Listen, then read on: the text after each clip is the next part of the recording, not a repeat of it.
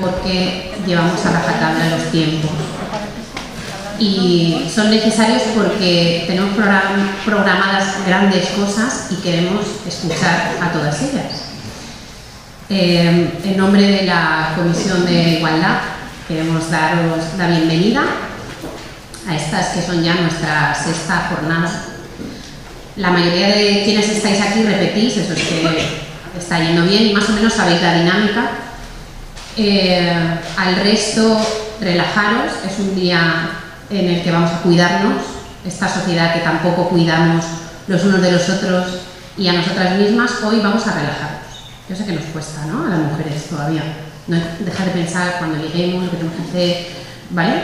Vamos a relajarnos, vamos a intentar, a cuidar nuestro corazón, nuestros afectos, nuestra mente, porque vamos a aprender mucho y sobre todo pensemos de aquí que nos podemos llevar, ¿no? Cada uno a su ambiente, qué compromiso, qué puede seguir dándole vueltas después de esta jornada. Una jornada que este año no nos cuesta la inscripción y tenemos que dar gracias a la Diputación de Valencia y al Ayuntamiento de Chirivella porque podamos disfrutar de esta jornada y sobre todo ya lo sabéis, a la cantidad de mujeres que dedican su tiempo libre a organizarla, vienen, montan las sillas, llaman a las ponentes y cuidan que todo esté como tiene que estar. Agradecemos a quien colabora, a la Concejalía de Juventud, a la Floristería Valen, a María Gómez Rodrigo, que es la artista que hace el premio, también a la Pastelería Violeta. Y quería empezar esta jornada, porque también me lo habéis dicho muchas de vosotras, con un minuto de silencio, porque siempre nos acordamos de ellas, a las que han asesinado la última noche, 41 años, en Granada. Y también queremos tener un recuerdo especial, pues ya salimos esta semana en una acción que trató de ser global, a la argentina Lucía Pérez, que fue brutalmente violada y asesinada. No las olvidamos y por eso vamos a recordarlas un minuto.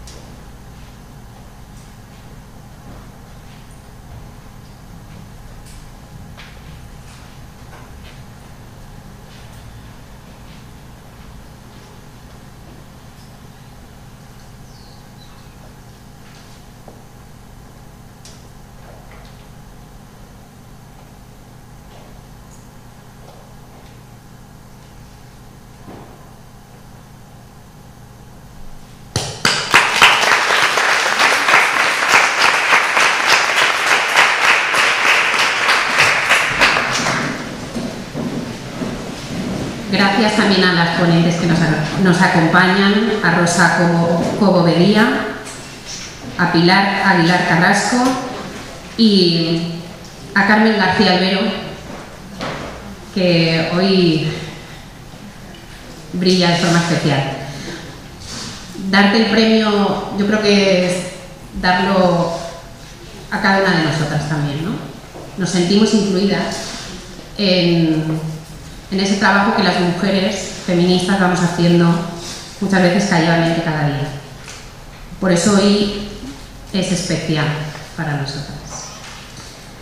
Y para inaugurar esta jornada tenemos con nosotras al alcalde Michel Montaner.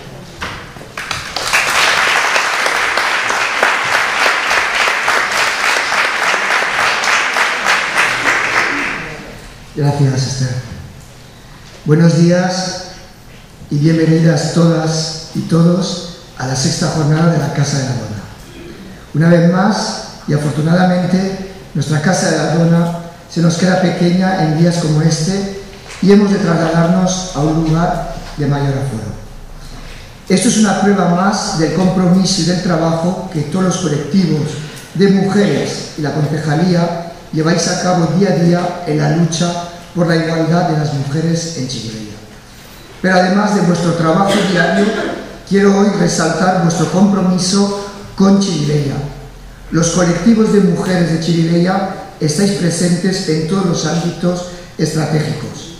Vuestra voz siempre puede oírse en los consejos de barrio, en las reivindicaciones más importantes de sanidad, educación, transporte y en todo aquello que pueda suponer una mejora para nuestro pueblo. Es un compromiso firme y activo que quiero agradecer públicamente. En el ámbito de igualdad, desgraciadamente, como lo hemos visto esta misma noche, sigue siendo imprescindible hablar de la violencia que día a día azota a las mujeres y acaba con sus vidas. Asistimos a un asesinato tras otro sin que esta lacra parezca tener fin. Y además corremos el riesgo de empezar a ver normalidad en esta forma de terrorismo. Por eso es necesario un pacto de Estado y exigir a todos los partidos políticos que se doten de los instrumentos y del presupuesto necesario. Es cuestión de prioridades, de la misma forma que es necesario trabajar en la igualdad desde las escuelas. Solo acabaremos con la violencia de género cuando la educación y la cultura triunfen por encima de la barbarie y la fuerza. Pero hoy es un día de celebración, de alegría, de disfrutar, y tenemos para ello muchos motivos y excelentes profesionales con quienes compartir esta jornada.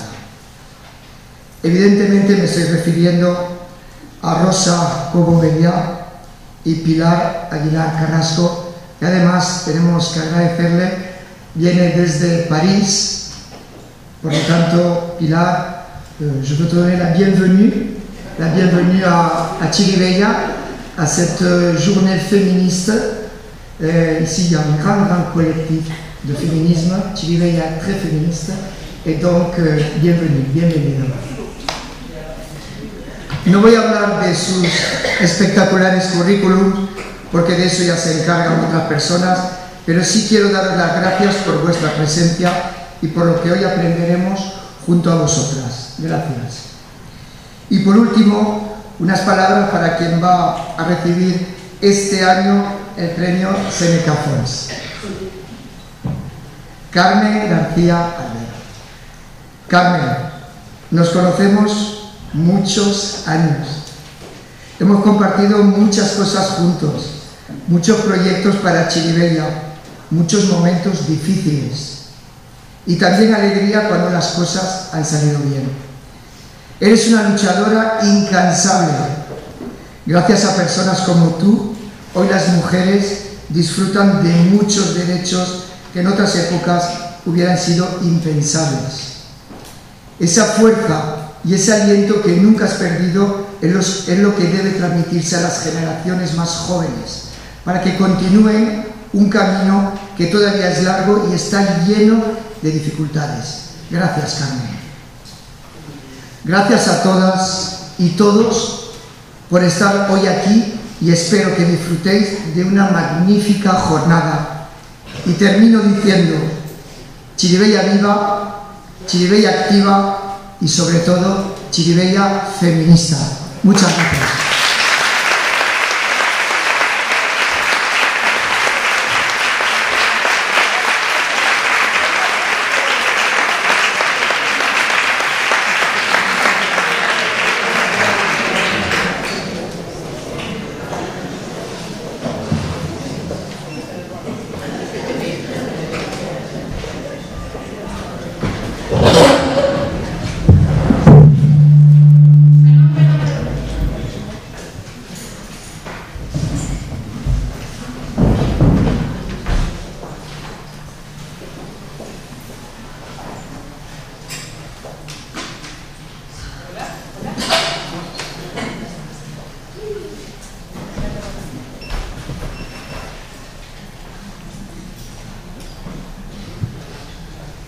Hola. Hola. Sí. Hola. ¿Sí? Buenos días. Ahora sí.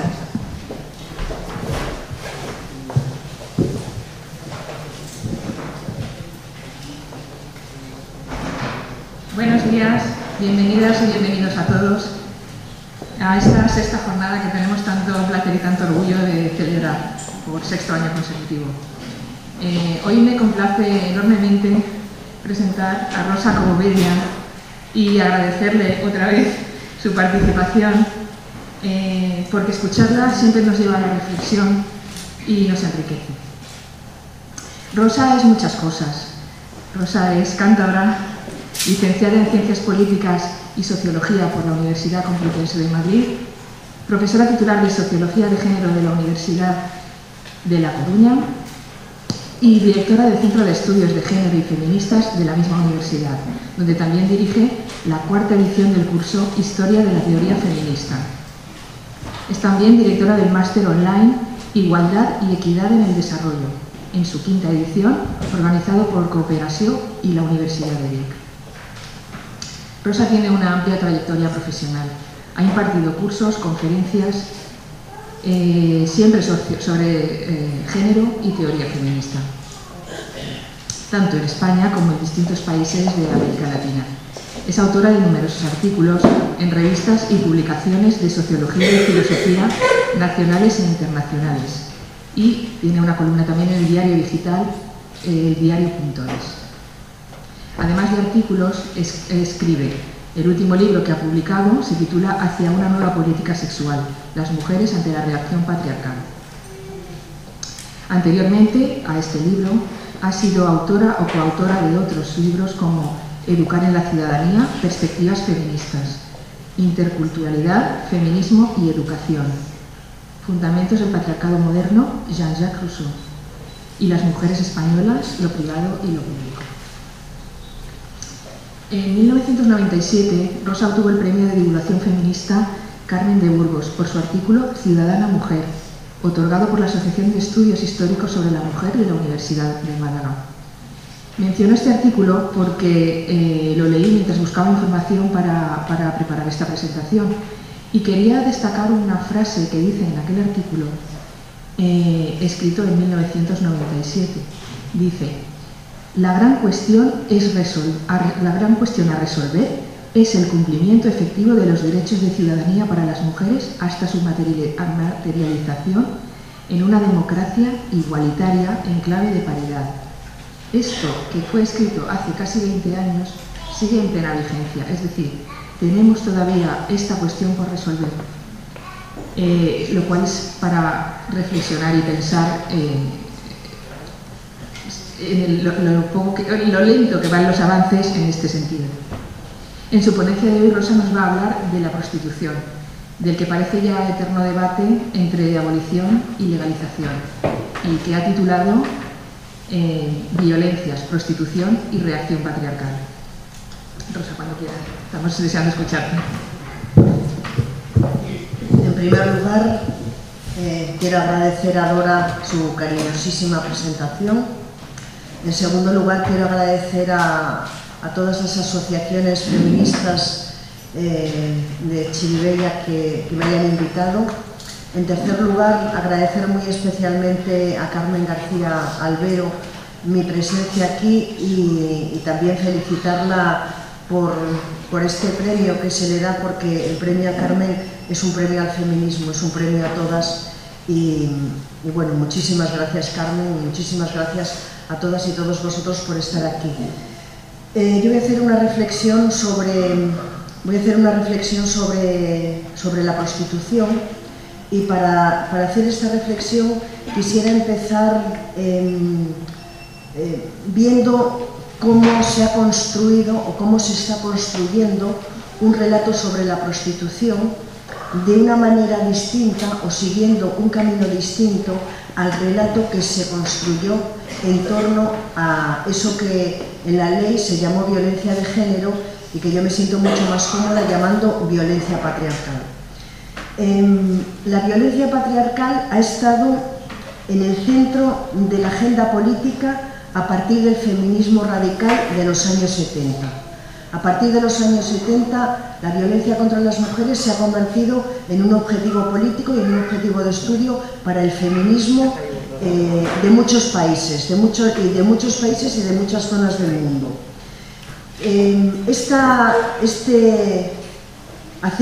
Meter la violencia en la agenda política feminista ha significado algo muy importante, y lo que ha significado ha sido que las feministas hemos sido capaces de imponer nuestro relato en el imaginario colectivo acerca de qué es la violencia contra las mujeres.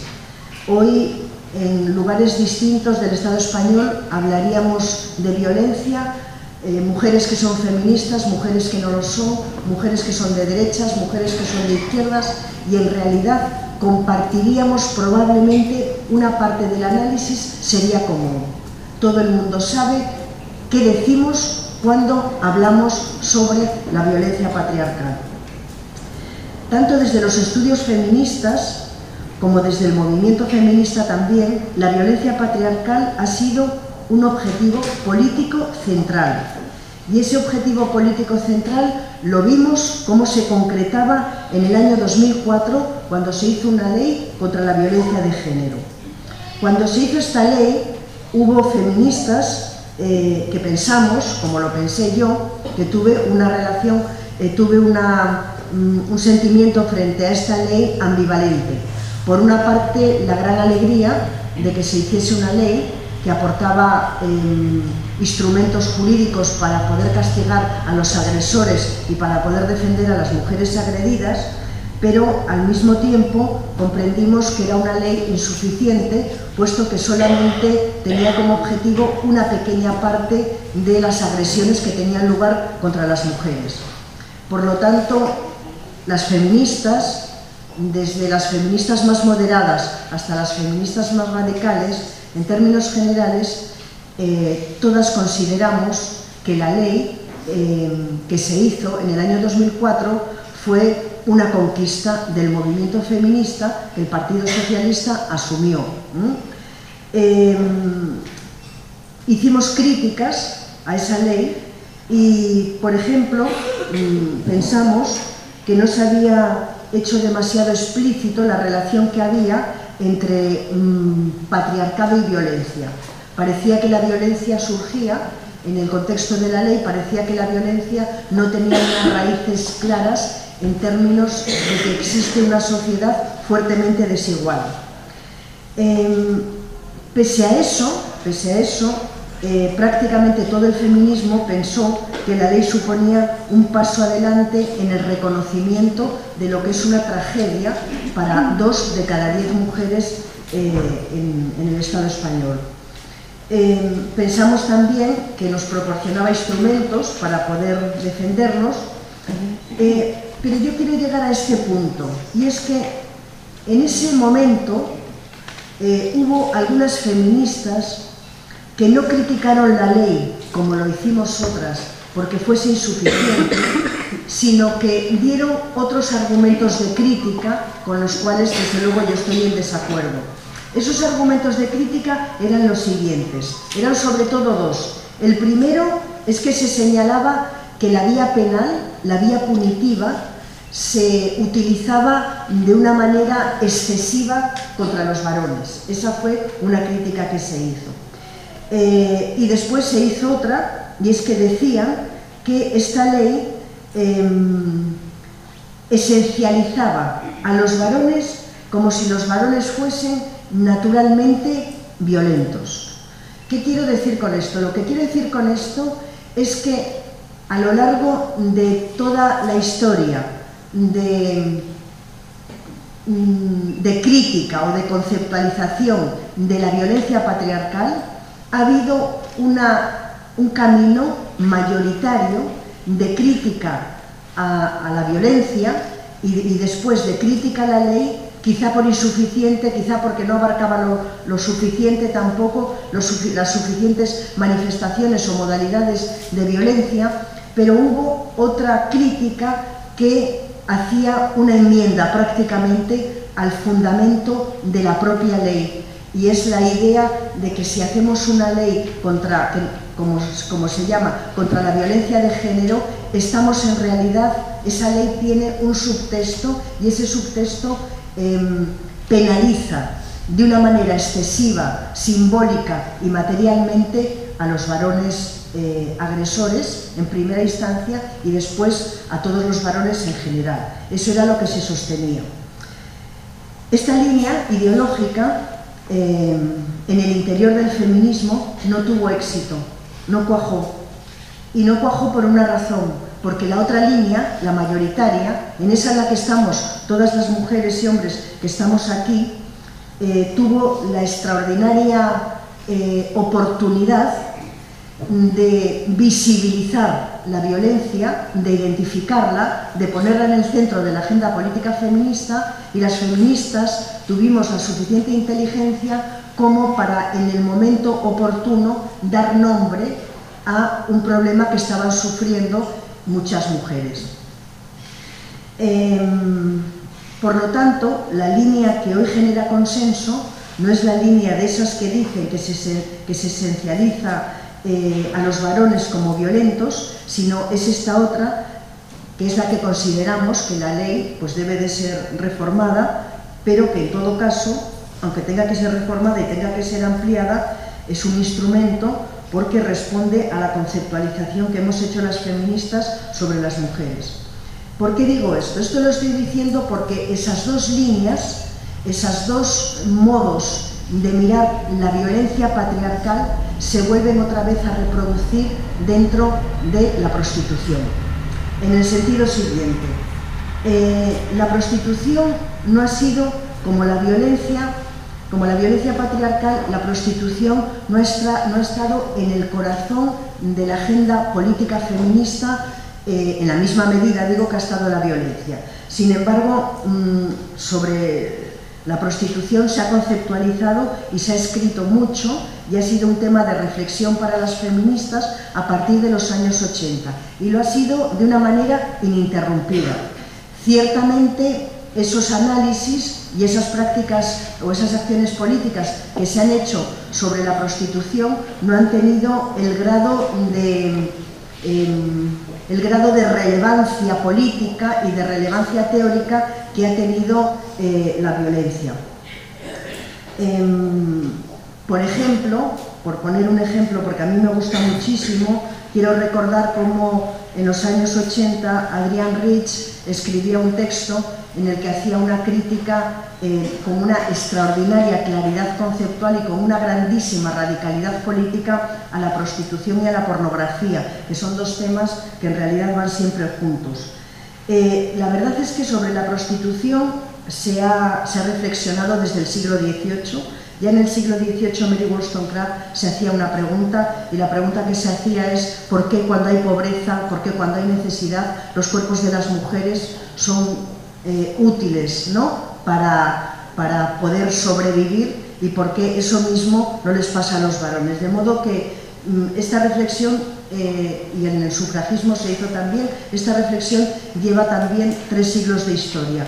Pero por decirlo de alguna manera, hasta esta última década la prostitución no ha estado en el corazón de la agenda feminista, sino que quizás se ha movido en mayor medida en los márgenes de la agenda feminista. Va a ser el feminismo radical y lo que se llama el feminismo cultural cuando se va a iniciar un debate que va a ser un debate de fondo, y se va a iniciar un debate de fondo sobre todo en el feminismo norteamericano, y del feminismo norteamericano va a venir a Europa, y a partir de ahí es un tema que ya no vamos a abandonar a partir de ese momento. Este debate va a llegar aquí, va a llegar a nuestro país, y desde luego creo que podemos decir que la prostitución se ha convertido en una auténtica frontera, se ha convertido en una poderosa línea de separación dentro del feminismo. ¿En qué sentido? En el sentido de que esas dos conceptualizaciones que había sobre la violencia patriarcal, que una ha sido mayoritaria, abrumadoramente mayoritaria, y otra ha sido minoritaria hasta el extremo de que ha quedado prácticamente en nada. Sin embargo, esas dos líneas se han reproducido en la prostitución y tienen prácticamente, esto desde luego es opinable y yo muy bien sabría cómo decirlo, pero ambas líneas tienen un asiento, están arraigadas dentro de dos sectores del feminismo. Ahora tendríamos que discutir, y podemos hacerlo luego quizá en el debate, sobre qué línea tiene más, cuál de las dos líneas de análisis y de acción política son hegemónicas dentro del feminismo. Yo tengo mi propia idea, pero más allá de eso, lo que es cierto es que estas dos líneas políticas y estos dos análisis sobre la prostitución tienen una presencia significativa, suficientemente separada dentro del feminismo. Y no solamente se ha convertido en una poderosa frontera que divide el feminismo en dos partes, bajo mi punto de vista, en una parte mayoritaria y en otra parte minoritaria, no solamente en el feminismo, sino también en la sociedad. Pero más aún, la prostitución se ha convertido en un tema de reflexión teórica y de acción política que divide tipos de feminismos. Por una parte, coloca a unos feminismos en un lugar y por otra parte, estos feminismos que se han llamado posfeminismos, nuevos feminismos, y que a mí no me gusta llamarlos de esta manera, por cierto, que yo prefiero hablar de algunos feminismos que han surgido a finales del 20 y que se han desarrollado en la primera parte del 21, pues la prostitución es un tema que divide a unos y a otros feminismos. No solamente la prostitución, pero sí la prostitución se convierte quizá en el tema de separación más importante. Y tenemos que hacer una reflexión de por qué, sobre un tema que es tan significativo en el feminismo, cuál es el motivo para que provoque esa frontera, esa poderosa línea de separación. Y esto es una primera cosa que yo quiero explicar. Hay dos posiciones distintas que no tienen que ver ni con la estrategia, ni con la oportunidad política, ni tampoco con el grado. Porque, por ejemplo, en el tema de violencia podemos decir, yo creo que la violencia tiene que tener este tipo de instrumentos. Yo creo que con la violencia tiene que referirse a formas de violencia, a todas las modalidades que desde el feminismo hemos conceptualizado. Podemos tener ese tipo de discusiones. Pues en este momento no es oportuno, pues vamos a esperar a otra legislatura, pues vamos a ver, en fin, no es eso lo que pasa con la prostitución. Con la prostitución no es un problema de si ahora aplicamos una ley que sea más restrictiva y después aplicamos otra. No pasa eso. Con la prostitución lo que pasa es otra cosa. Eso es lo que quiero explicar. Lo que quiero explicar es que hay dos conceptualizaciones acerca de la prostitución que lugares que son distintos. O lo voy a decir de otra manera. Se fundamentan en paradigmas que son distintos y esa es en realidad la clave de que la prostitución tenga estos dos análisis. Vamos a ver cuáles son esos dos paradigmas. Estos dos paradigmas son el de la libertad y el de la igualdad. Y estos dos paradigmas son también los que están en el corazón de dos formas de comprender el feminismo. Estos dos paradigmas son los pilares sobre cómo tenemos que construir la lucha política feminista.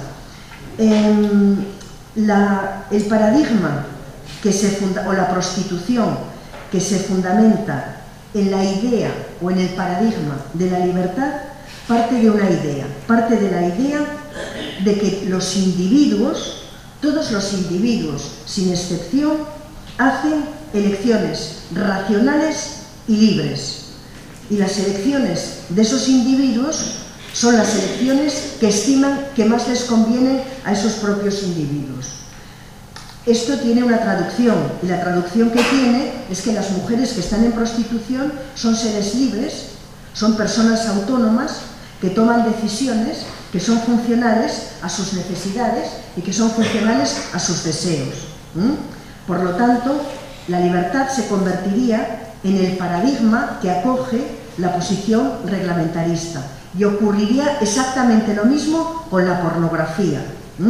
Es decir, la prostitución, desde esta conceptualización, se basa en la idea de que las mujeres que están en prostitución lo han elegido libremente, y que lo eligen libremente porque dentro de las opciones que tienen para poder sobrevivir, consideran que esta es la que mejor resuelve sus necesidades económicas y, como dicen otras autoras también, es una elección que empodera a las mujeres que han tomado este camino.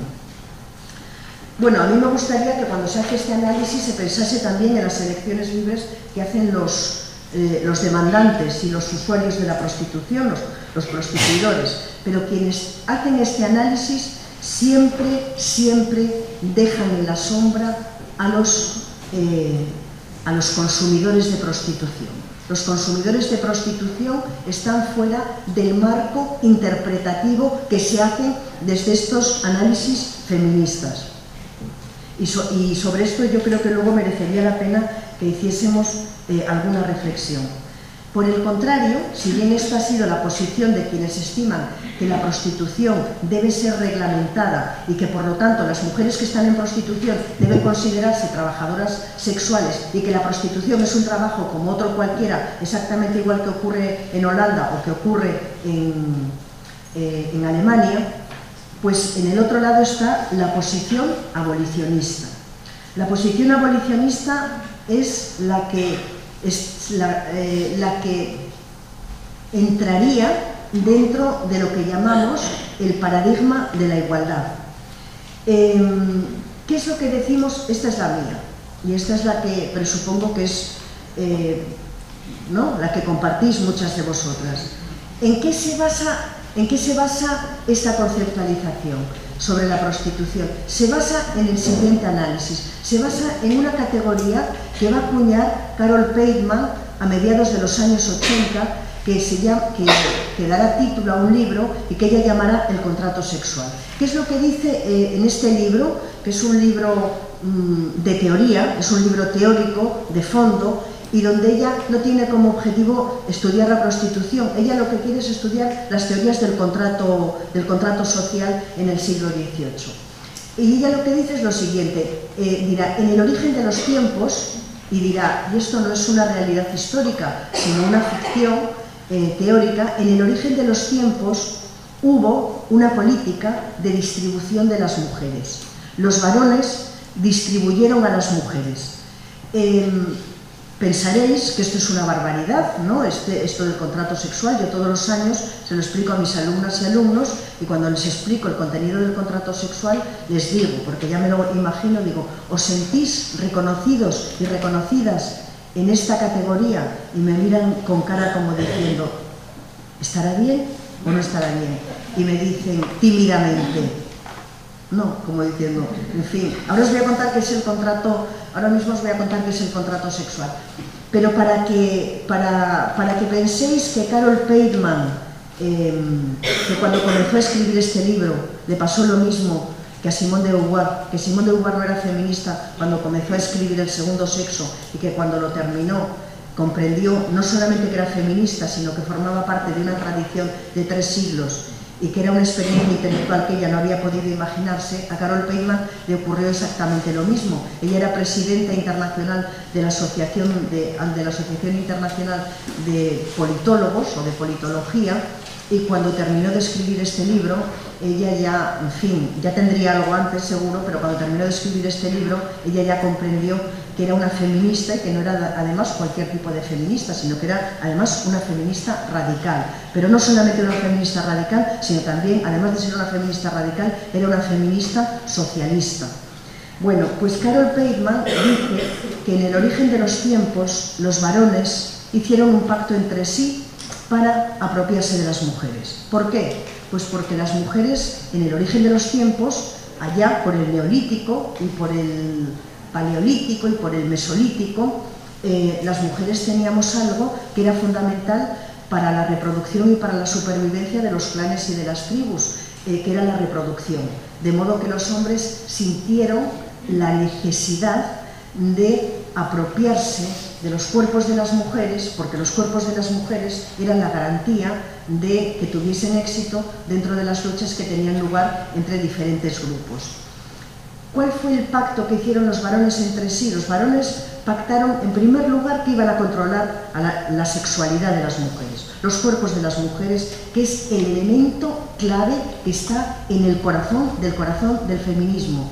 El feminismo, la opresión de las mujeres, tiene un corazón, y ese corazón es la sexualidad y el cuerpo de las mujeres. Eso es lo que no debe ser tocado. Se pueden hacer leyes que toquen algo, se pueden hacer leyes que vayan a los aspectos, a las aristas más duras de la opresión de las mujeres. Pero los cuerpos, la sexualidad, tienen que seguir controlados de una manera o de otra, ideológicamente, pero también materialmente. Bueno, pues una vez que los varones toman esa decisión, al tomar esa decisión, se convierten ya en un grupo, en un sistema de poder, se convierten en un género dominante. Igual que un día, los que hoy llamamos neoliberalismo, los capitalistas, también hicieron un pacto, y por eso lo son, y en ese pacto lo que estaba es la necesidad de explotar económicamente a los trabajadores y a las trabajadoras. Y en ese acto de explotación se convierten en lo que Marx denominó pues en la clase social dominante.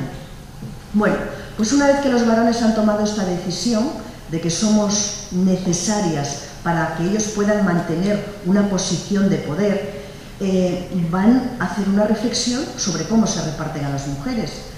¿Pensaréis que esto es una barbaridad o un exceso? Pues quiero que sepáis que un tipo tan poco feminista, sino abiertamente antifeminista, como Levi Strauss, partía del mismo supuesto, de que con la distribución de las mujeres comienza la cultura en el sentido fuerte del término.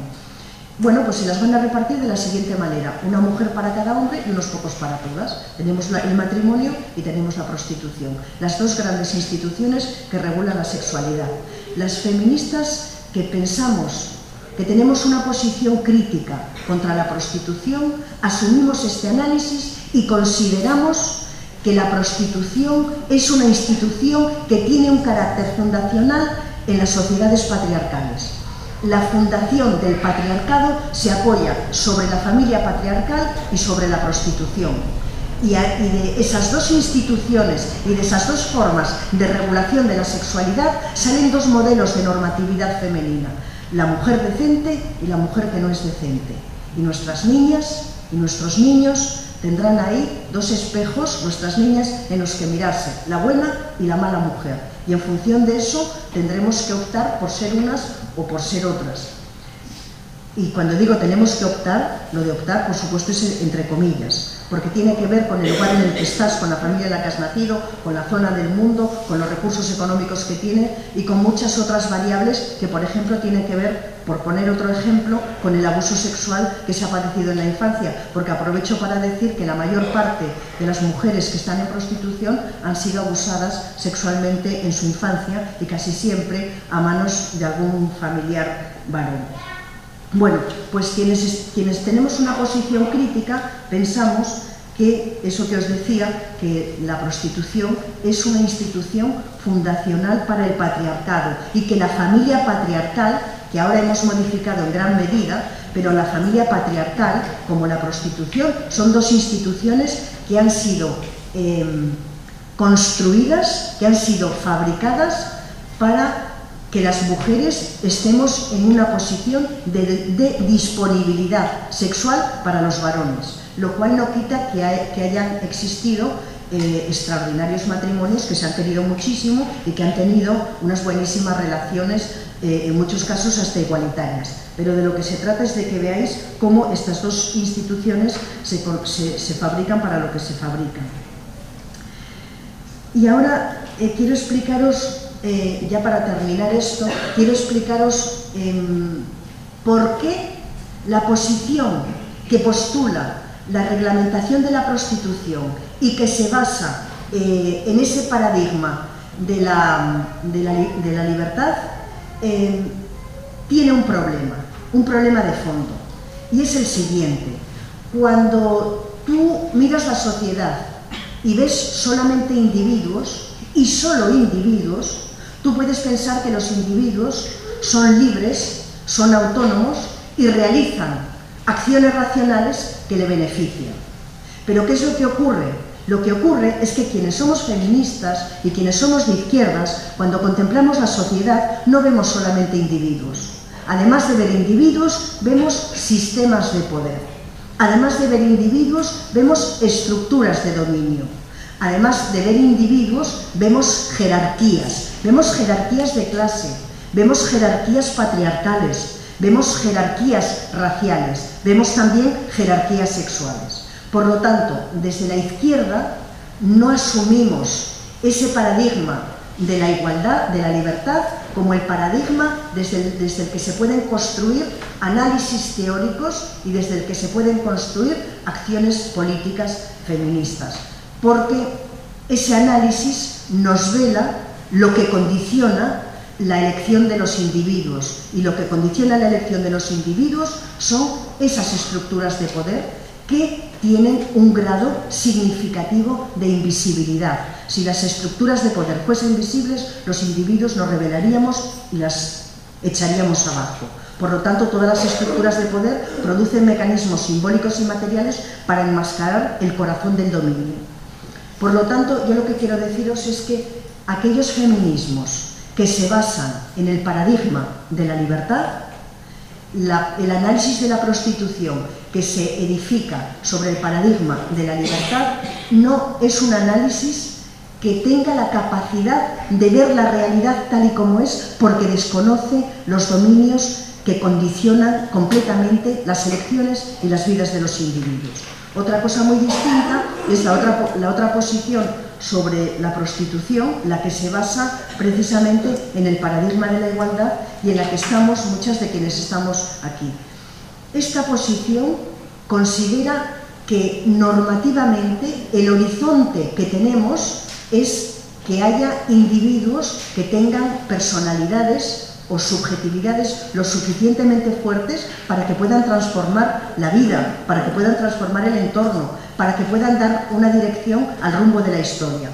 Pero consideramos, eso hizo Marx en el siglo XIX, eso hizo el feminismo en el XVIII, en el XIX y en el XX, pero sin embargo consideramos que aunque lo deseable normativamente es que los individuos sean subjetividades fuertes, con capacidad para gobernar su propia vida y para contribuir a gobernar la historia en la que están viviendo, también sabemos que detrás de los individuos, delante, a la derecha, a la izquierda, claro, más a la derecha, lo que hay son estructuras muy fuertes de poder que hacen completamente inviable que los individuos podamos gobernar tal y como queremos o regular tal y como queremos nuestra propia biografía, nuestra propia vida. Y que no tenemos la capacidad, porque esos sistemas de dominio tienen grados de invisibilidad y porque son muy poderosos y porque llevan siglos asentándose, no podemos modificarlos solamente con nuestra voluntad ni diciendo que somos individuos libres. Aquí yo quiero citar de quien yo aprendí, no todo, pero prácticamente todo, que es Celia Amorós, a la que hace bien poco tiempo que le han dado un reconocimiento la Generalitat de Valencia, que ella, no refiriéndose a la prostitución, sino refiriéndose a otras cuestiones, hacía una observación que a mí me parece que tenemos que asumir para entender esto mejor. Y es la siguiente. Ella dice que cuando los problemas sociales son de tal magnitud que en el inconsciente colectivo asumimos la idea de que en este momento histórico son imposibles de solucionar, entonces renunciamos momentáneamente a la transformación y optamos por la vía de la humanización. ¿Esto por qué lo digo? Esto lo digo por una razón, porque hay feministas de buena fe que consideran que la reglamentación significa derechos para las mujeres que están en prostitución. Y yo creo que eso tiene un subtexto. El subtexto es: vamos a humanizar las condiciones de vida de estas mujeres, pero al mismo tiempo no vamos a cuestionar la institucionalización del dominio y de la opresión.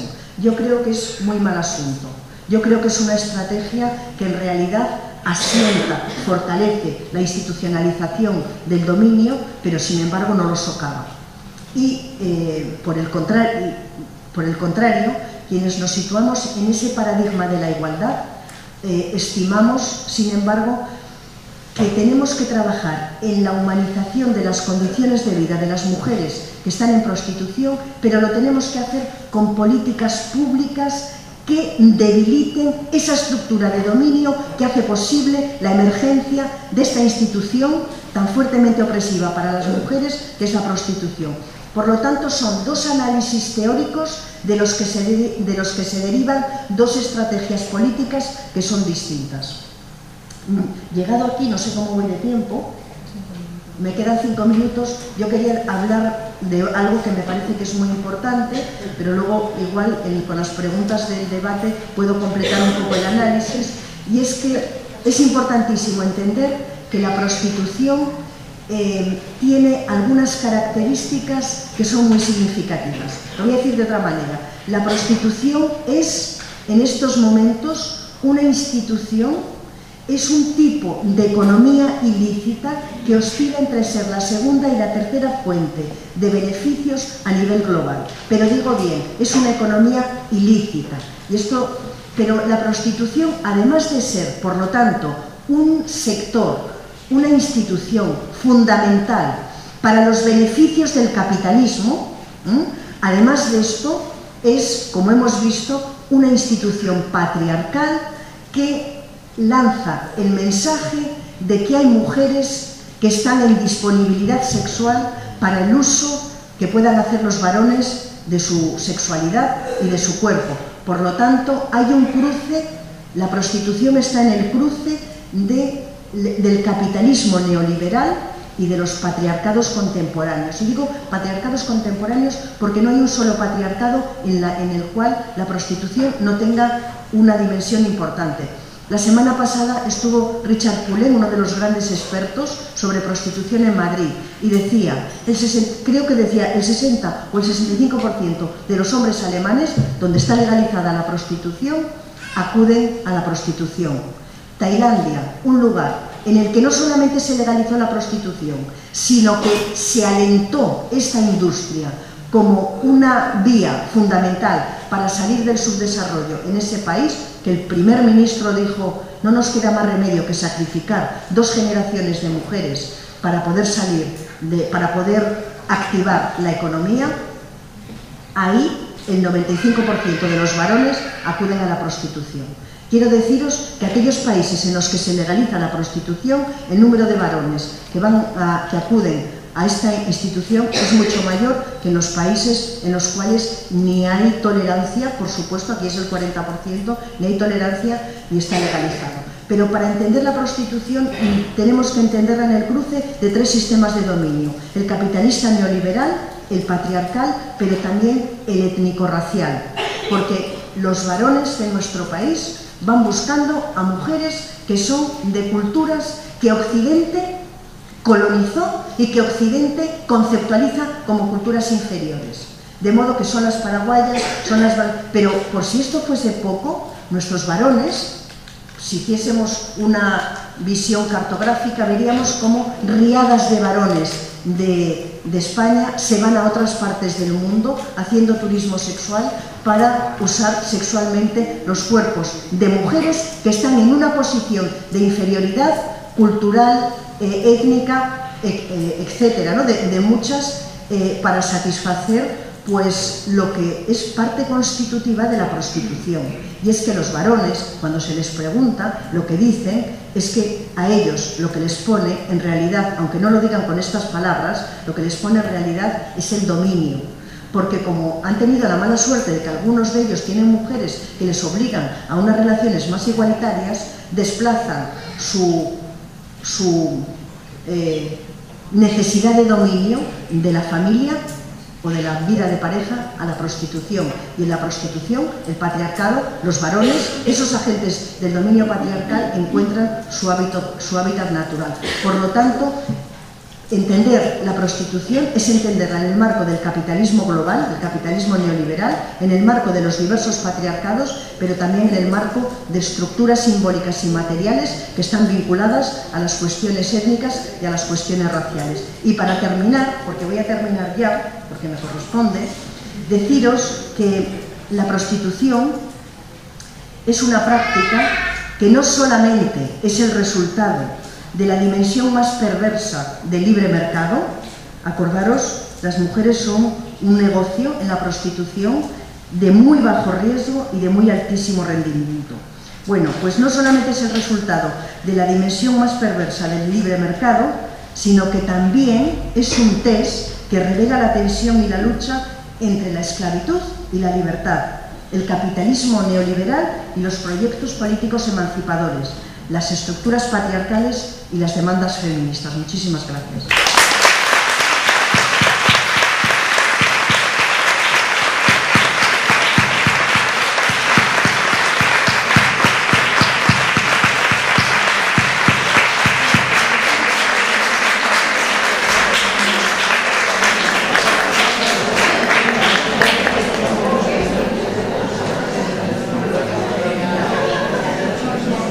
Bueno, creo que con las palabras de Rosa nos ha quedado muy claro que la prostitución es una de las más graves violencias que se ejerce contra las mujeres en todas las sociedades, junto con los asesinatos, de los que desgraciadamente también somos víctimas. Bueno, abrimos ahora un turno de preguntas en 15-20 minutos para que Rosa os pueda aclarar dudas o preguntas.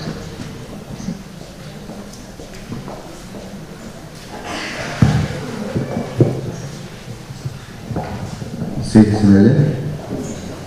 Bueno, gracias por la ponencia y por el esfuerzo, y además gracias por los detalles que has señalado. A ver, solo dos cosas breves. Una, coinciden muchas de las luchas que estamos teniendo en temas concretos con una lucha general contra ese neoliberalismo, ¿no? Hay una frase que suelo decir cuando comento de estas luchas, que es crucial darnos cuenta que no existe, muchos de los derechos son papel mojado, porque no existe precisamente esa libertad de la que has hablado. Realmente nadie es libre si no tienes esa, por ejemplo, existencia material garantizada. La pobreza se convierte en una violencia institucional y todos tenemos que darnos cuenta de que no somos libres, aunque nos lo digan así. Por tanto, me ha gustado muchísimo que no se ha convertido en una charla sobre los sentimientos de culpa, sobre las situaciones especiales que tiene la gente, sino que en general has abordado la igualdad y la libertad. Creo que es fundamental que veamos que la mujer en tiempos de crisis y en tiempos de no crisis es la que más trabajo realiza, digo trabajo, no empleo, más trabajo realiza, y que en las crisis además se ve acentuado ese problema a lo bestia, ¿no? Lo estamos notando ahora. Pero que todo viene también a raíz de, igual que estás comentando tú con la prostitución, de que hay una situación de no libertad a la hora de tomar ninguna decisión y de no igualdad, y ya no es solo una desigualdad entre ricos y pobres, sino que además se acentúa esa falta de libertad a la hora de tomar esas decisiones de cómo sobrevivir de la mujer. Por tanto, simplemente era, creo, abundar que es genial que nos encontremos en las luchas en el mismo punto. Cuidado, todo nace de la misma situación, de una falta de libertad real. Todos los demás derechos no vamos a poder abordarlos si no es así. Y bueno, felicidades. Gracias.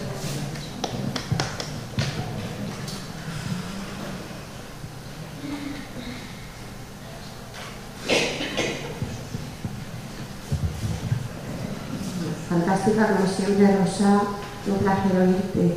Yo quería preguntarte, es difícil saber de qué manera a la juventud, sobre todo a los jóvenes, hace como 15 días en el Paraninfo de la universidad, lo hablábamos antes de entrar, hubo un debate entre la regularización que definen Ruth Mestre desde la universidad y Ana de Miguel con un discurso muy parecido al tuyo, y salimos verdaderamente preocupadas de cómo la juventud alardeaba o estaba por la orientación de la libertad. Centrar el foco en las mujeres creo que es una equivocación, porque ellos, los que consumen, cada vez son más jóvenes, están desde el punto que se ven de una manera como justificado o poco señalado. Siempre son las mujeres, ¿no? Las mujeres en esta situación las que tienen que decir por qué o por qué no están. Pero, ¿y los consumidores? ¿Qué mensaje mandamos a los jóvenes que ya empiezan a consumir prostitución joven?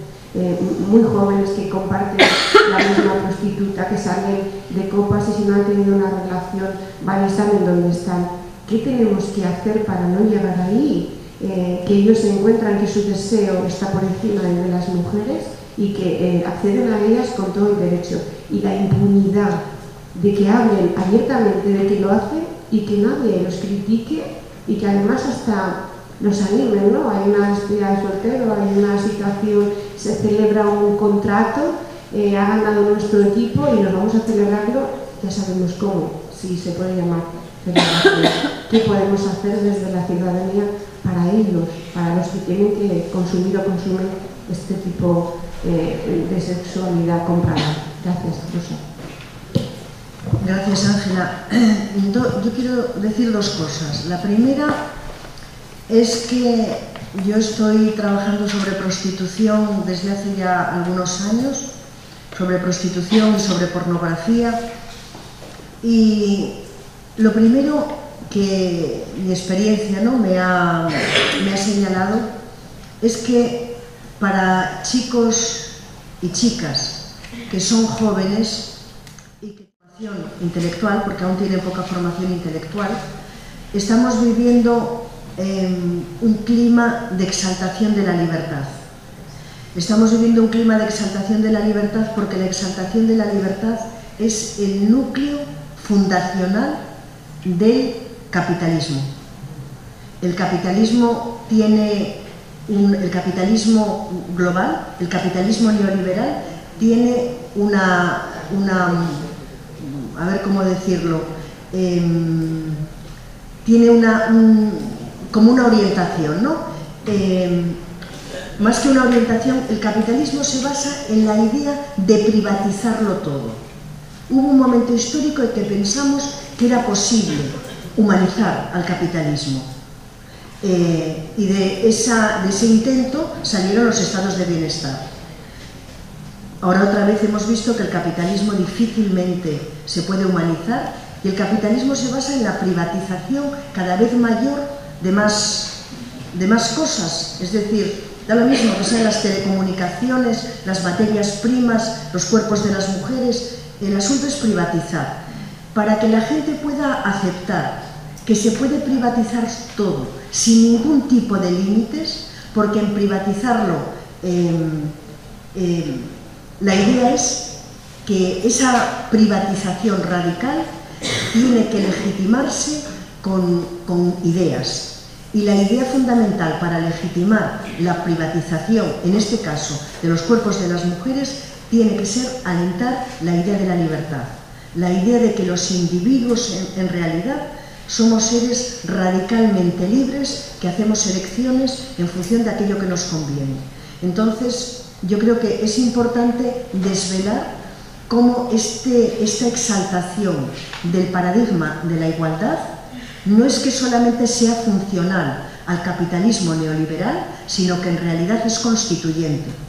Importante señalar a nuestros chicos y chicas jóvenes que cuando el Banco Mundial hace préstamos de ayuda estructural a los países que tienen altas tasas de pobreza, les pone como condición que edifiquen una industria del ocio. La industria del ocio tiene dos patas, prostitución y juego. La prostitución porque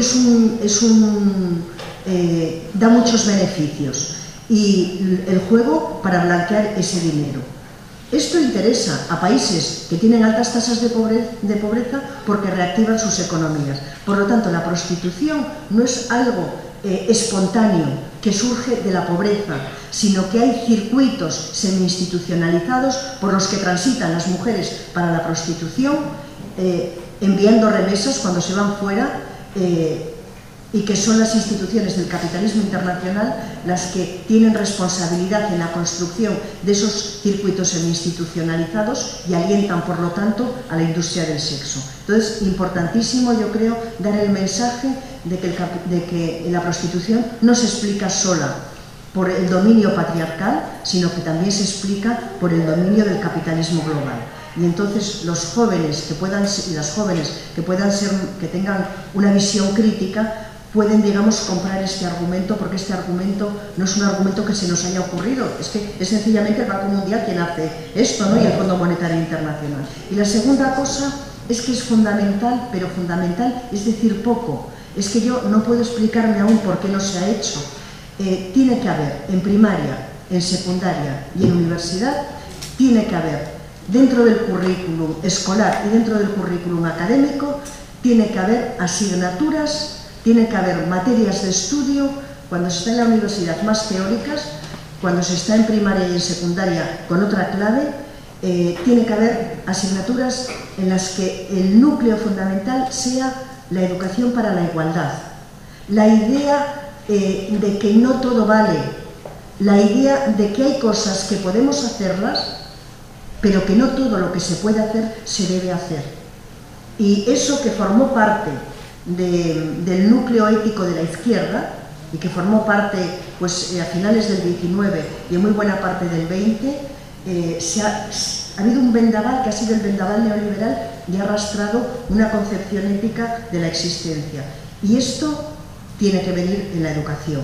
Y ya está bien, los medios de comunicación no pueden estar continuamente produciendo imágenes hipersexualizadas de las mujeres, porque la hipersexualización de las imágenes en el cine, en las series de televisión, en la publicidad, pero también en la literatura, son la condición de posibilidad para después llegar a la pornografía y de la pornografía a la prostitución.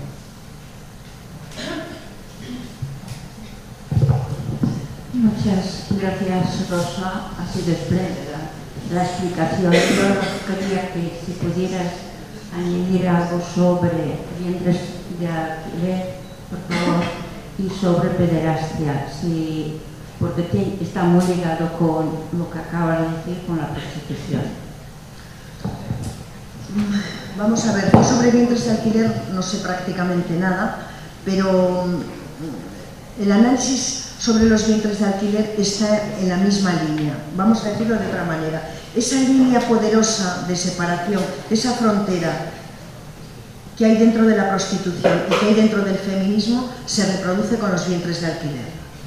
Y es esta filosofía del capitalismo neoliberal que nos manda continuamente el mensaje de que los deseos se tienen que convertir en derechos. Es la idea de que como podemos, como nos gusta, como nos viene bien, todo aquello que nos gusta, nos viene bien y deseamos, se tiene que convertir inmediatamente en realidades materiales para satisfacer esos deseos de los individuos. Yo creo que tenemos que combatir esta ideología. Tenemos que combatir la ideología de que no todo aquello que se desea se puede conseguir, y se puede no solamente conseguir, sino concretarlo en derechos. Pero yo creo que también tenemos que hacer el otro análisis respecto a los vientres de alquiler, y es el análisis de quiénes son las mujeres que se convierten en vientres de alquiler. ¿Quiénes son? Es que esa misma población de las mujeres que están en prostitución, es que hay veces que son las mismas personas. Es decir, forma parte de esa ideología de que se privatiza el cuerpo de las mujeres. En realidad no tenemos que asustarnos, o no tenemos que ver, más que no asustarnos, sí, deberíamos estar con mucho miedo. No tenemos que ver lo raro, porque la historia del patriarcado ha sido la historia de varones que han tenido el control y la propiedad sobre el cuerpo de las mujeres.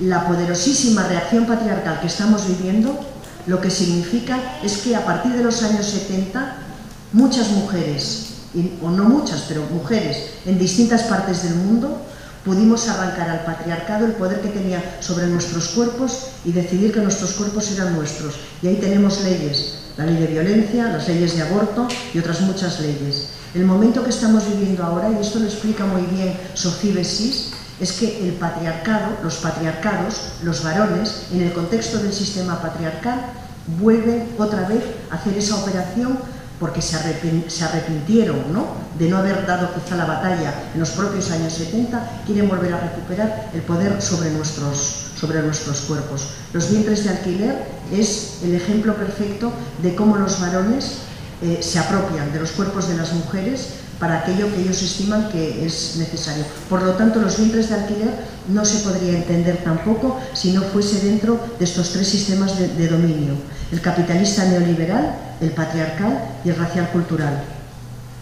Y respecto a la pederastia, a mí me gusta más pensar, quizá, creo recordar que era ayer cuando yo comentaba, porque hace tiempo que lo vengo pensando, que a las feministas nos ha costado muchísimos años visibilizar la violencia patriarcal y muchísimos años después de visibilizarla hacer leyes, aunque bien es verdad que las leyes que se han hecho sirven mucho menos de lo que deberían si no hay recursos y no hay voluntad política para poder mantenerlas. No estoy pensando solamente en España, donde esto es una obviedad, que ya lo tenemos muy claro, sino también estoy pensando en las leyes para combatir los feminicidios que se han hecho en algunos países de América Latina. Son leyes que sin recursos se agotan directamente la vía punitiva y por lo tanto no acaban favoreciendo a las mujeres, ¿no? Esto que nos ha costado tantísimos años, yo creo que la siguiente batalla, tenemos batallas, vamos, que nos salen por las orejas, ¿no? Ahora tenemos lo de los vientres de alquiler, la prostitución. Yo creo que la siguiente batalla probablemente que demos en este terreno sea precisamente la de visibilizar el abuso sexual en las niñas. El informe de la Organización Mundial de la Salud del año 2002 explica que el 20% de las mujeres de los países de la Unión Europea han sido sexualmente abusadas en su infancia. Y dices, bueno, son dos, lo mismo que las mujeres que son objeto de la violencia, pero concluye el informe de Naciones Unidas, que sabéis muy bien que Naciones Unidas no es la extrema izquierda, ni la extrema izquierda feminista, ni la extrema izquierda, y concluye diciendo lo siguiente: esto es solo la punta del iceberg. De modo que yo creo, tengo yo la impresión de que antes de morirme voy a ver una lucha, y no solamente eso, espero participar, una lucha del movimiento feminista ante un fenómeno que es bastante masivo y que además es el abuso sexual el que nutre a mujeres para la prostitución. Porque en el abuso sexual se produce una disociación de la niña que no puede soportarlo y para no poder soportarlo tiene que salir fuera de lo que está viviendo. Ese mecanismo que se aprende en la infancia es el que se lleva a la prostitución y eso es lo que hace posible que estas mujeres, junto con un altísimo consumo de alcohol y un altísimo consumo de drogas, puedan simplemente soportar lo que es una devastación psicológica difícil de poder explicar para quien no lo ha vivido o no está en ese entorno.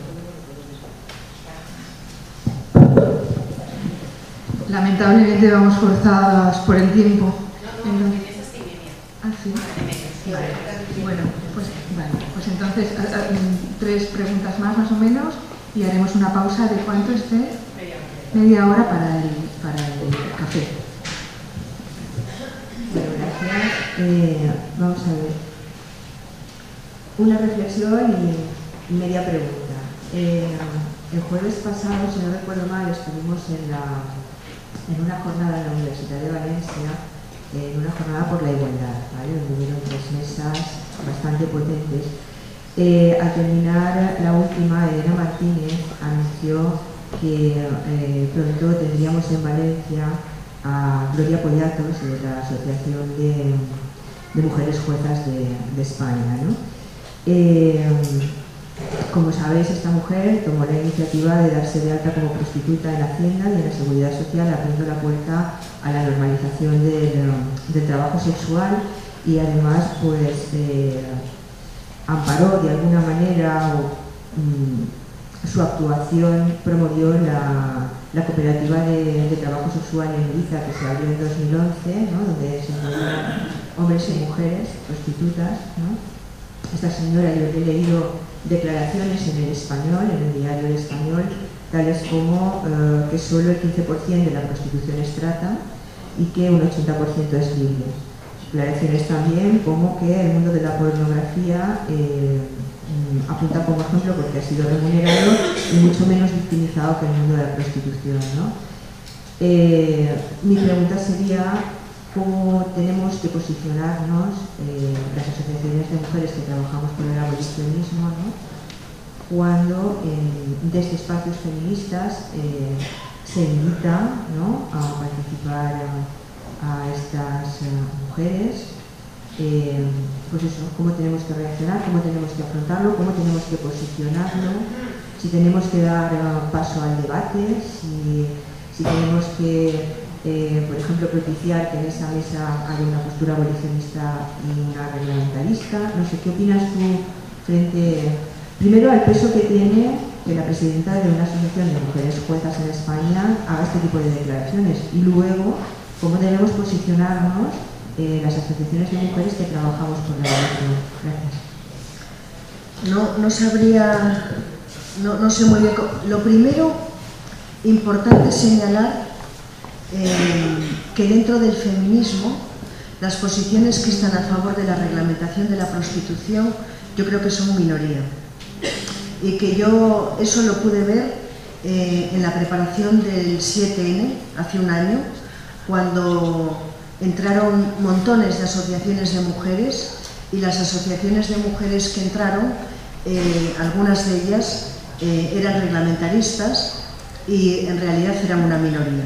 Eran una minoría además que muy prontito se sustrayeron, ¿no? O sea, se separaron. Por lo tanto, importantísimo saber que es una línea ideológica dentro del feminismo que tiene una dimensión minoritaria. Ese es mi punto de vista. Otra cosa distinta, y eso es lo que tiene que ver con el movimiento, otra cosa distinta probablemente, y yo ahí no sabría calibrar, es lo que ocurre dentro del campo de la teoría. Dentro del campo de la teoría probablemente no son una mayoría, pero es verdad que tienen una gran resonancia, tienen mucho eco. Y tienen algunas mujeres que hacen teoría a este respecto, que tienen, digamos que tienen su público. Fundamental también entender, esto yo creo que nos tiene que ayudar a comprender que es en esta línea de separación entre quienes están a favor de la legalización, aunque esta no es la palabra correcta, pero para decirlo, la idea de que la prostitución está bien, ¿no?, y quienes no. Importante señalar que hay muchas mujeres o muchas chicas que defienden la reglamentación y que yo creo que esa va a ser una posición coyuntural y que muchas de las mujeres, yo considero que en la defensa de la reglamentación de la prostitución hay posiciones de buena fe y posiciones de mala fe. Entonces yo creo que desde el punto de vista estratégico yo opino que tendríamos que concentrarnos en aquellas que tienen buena fe, tratar de persuadirlas produciendo argumentos sin parar. Y los tenemos, pero yo creo que desde el feminismo tenemos que tener un pensamiento fuertemente estratégico y saber qué argumentos nos son más funcionales. Entonces, con estas chicas jóvenes que están en el feminismo, yo creo que el argumento de cómo funciona el neoliberalismo, cómo el Banco Mundial y el Fondo Monetario Internacional en realidad nos están pidiendo hacer una industria del sexo porque eso activa muchísimo y reactiva las economías nacionales, yo creo que eso es enormemente importante. Y no sé, yo creo que la pregunta que me has hecho ha sido esta. Yo con quienes tienen mala fe no debatiría. Esa es porque ¿para qué? Para dar un espectáculo, salir siempre. Ahora, la otra cosa para mí que es fundamental es manejar muy buenas formas. Es decir, yo me lo planteo de esta manera. Tenemos que hacer proselitismo y tenemos que comportarnos de una manera en el que sea más importante nuestro argumento que nuestras formas. Entonces yo creo que es importante producir argumentos y producir estrategias. Y yo creo también que una cosa que estamos consiguiendo y que para las reglamentaristas ha sido muy importante fue conseguir mujeres que dicen que están en prostitución, que algunas de ellas no lo están y que están a favor de reglamentarla. Y yo creo que nosotras tenemos que tirar mucho de tantas mujeres que están en prostitución y que, sin embargo, son muy críticas con la reglamentación y que lo que desean es salir, ¿no? Abandonar esto. Tenemos que trabajar muchísimo en los modelos de intervención con ellas. Yo creo que no tenemos que tener visiones paternalistas en absoluto, ni tampoco de tutela, sino forman parte de sectores de la sociedad que tienen una extraordinaria falta de recursos económica, pero también una extraordinaria falta de recursos culturales, y tenemos que pensar en unas políticas públicas en las que ellas sean vistas y contempladas por las feministas como sujetos que simplemente lo que podemos hacer es apoyar y con nuestros recursos buscar juntas, de modo que quizá tenemos que trabajar en ese sentido, ¿no? También, y visibilizar que hay mujeres que han estado en prostitución que dicen, que cuentan la realidad de que es completamente imposible que la prostitución no empodera, que devasta psicológicamente a quien...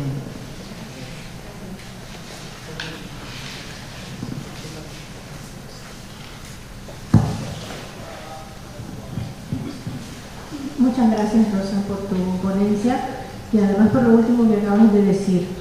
Yo me identifico con el grupo de mujeres que he estado en el borde, en la línea entre escuchando a las de la regulación y escuchando a las abolicionistas y sintiéndome a veces paralizada.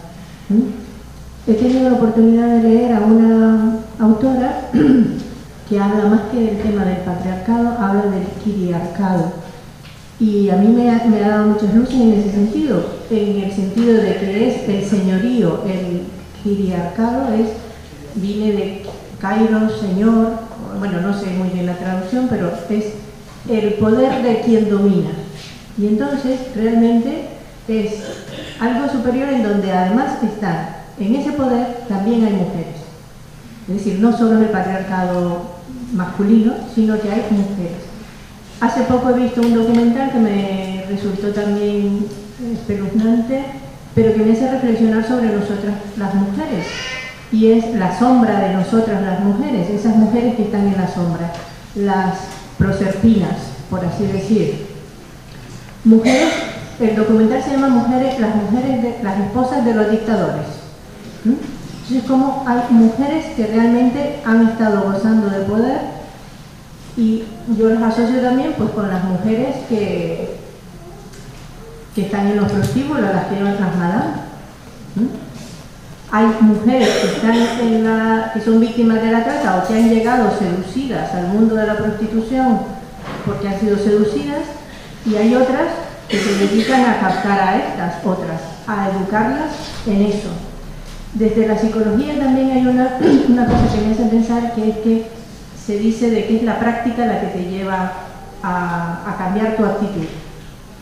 Entonces, puedes que estés en contra, pero una vez que ya estás, como dices, el abuso sexual o haber sido víctima de trata, y llegas a encontrar ese otro concepto también que se ha puesto de moda, de la resiliencia, a sobrevivir y sacar la fuerza de donde sea, y te sientes empoderada y que logras eso, entonces es un empoderamiento, pero de las mujeres en la sombra.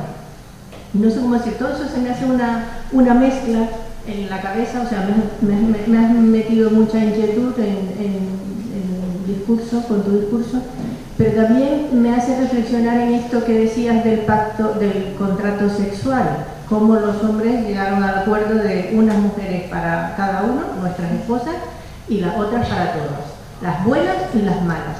Y a mí también me ocasiona cierta inquietud también el que nosotras, las feministas, las que nos autodenominamos orgullosamente feministas, también a veces estamos en el discurso de las que tenemos la verdad y las que están equivocadas.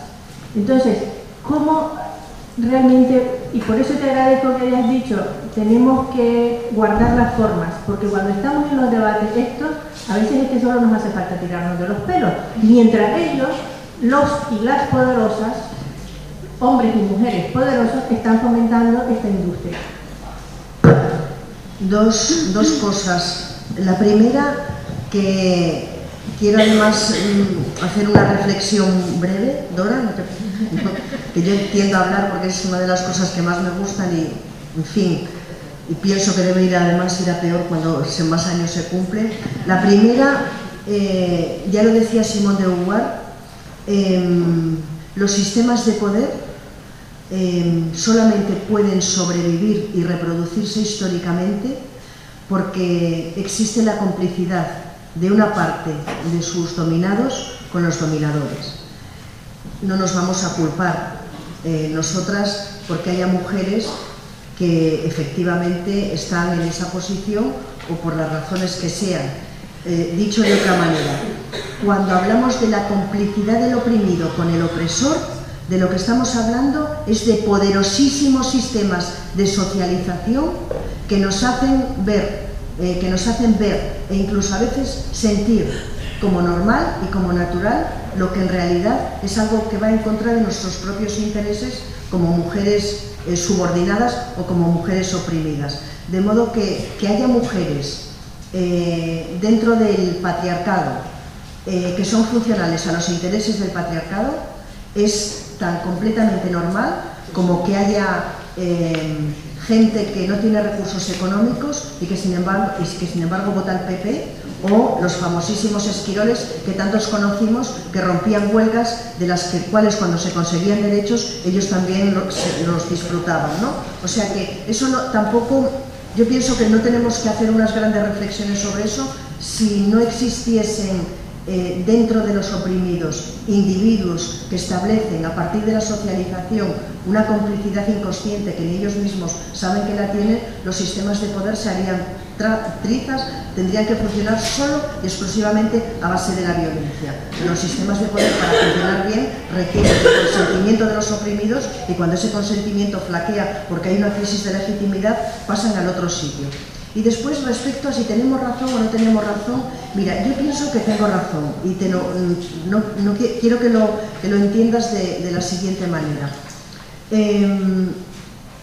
La historia del feminismo desde finales del siglo XVII, básicamente desde el siglo XVIII hasta el siglo XXI, es la historia de unos apasionados debates internos sobre cuestiones que consideramos que son claves para la emancipación de las mujeres, pero también de grandes discusiones acerca de cuál es el camino estratégico adecuado para que las mujeres podamos dar pasos adelante en términos de derechos, ¿no? Yo no creo que quienes consideramos que la prostitución es una institución fundacional del patriarcado debamos de ir con una actitud de, oye, mira, disculpa, yo tengo esta posición. Yo creo que no. Yo creo que es la posición desde el punto de vista normativo, político y ético, yo creo que es la correcta. Es verdad que tenemos que tener buenas formas, y yo creo que tenemos que tener buenas formas por dos razones distintas. Uno, porque tenemos que tenerlas, buenas formas, y porque las buenas formas deben de formar parte de la vida y de la cultura política de los colectivos y de las asociaciones y de los movimientos que tienen una posición crítica. Y yo creo que eso tenemos que tratar, tiene que ser un horizonte normativo al que nos tenemos que aproximar, aunque no siempre sea posible. Y después hay una razón estratégica por la cual tenemos que tener buenas formas, y es porque con buenas formas se persuade más, ¿no? Ahora, yo no estaría, digamos, a favor de debilitar, digamos, nuestra posición por no dar la impresión de que tenemos razón. Yo creo que la historia estuvo en el siglo XIX con quienes estaban en contra de la esclavitud de los negros. Y yo creo que la historia no estará ahora porque la industria del sexo es muy potente económicamente y porque tiene muchísimo control de muchos espacios de los que se produce opinión pública, pero yo creo que la historia nos va a dar la razón, y yo tengo la impresión que va a ser más pronto que tarde a quienes consideramos que la prostitución, que trabajar, que estar en prostitución es una de las cosas malas que pueden pasar a las mujeres y también a los poquísimos hombres que pueda haber. Es decir, algo que se ha construido, que hemos construido socialmente, como un espacio, el último espacio de soberanía que tenemos las mujeres es nuestra intimidad sexual. Y eso, ponerlo al servicio de los varones, en fin, con las microprácticas además de poder y de violencia que hay dentro de esos espacios, yo creo que es algo, desde el punto de vista ético y desde el punto de vista político, es algo inaceptable. Y te diré que yo también tuve mi época reglamentarista, pero tuve mi época reglamentarista cuando yo no había leído nada sobre prostitución y pensé que el argumento, la consigna de derechos para las mujeres, prostitución, me parecía que era la bomba desde el punto de vista ético. Hasta que un día leí un artículo, hasta que leí El contrato sexual de Carol Feynman y dije, pero esto no era lo que yo pensaba. Por eso tengo yo tanta fe en la idea de que la razón, el conocimiento, la cultura, los argumentos, el diálogo en este sentido pueda ser rentable para el feminismo. Pero la prostitución es una institución inaceptable que lo que hace es sancionar y consagrar, expropiar los cuerpos de las mujeres. Y el feminismo siempre ha estado en contra de la expropiación del cuerpo de las mujeres vía violencia, vía prostitución, vía vientres de alquiler, con todos los caminos posibles.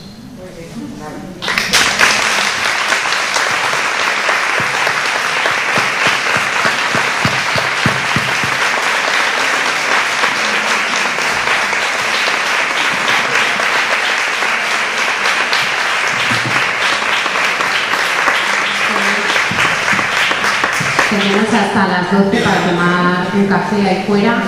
Importante que hay unas bolsitas con el almuerzo, que cojáis una por persona para practicar la solidaridad y que todo el mundo pueda almorzar.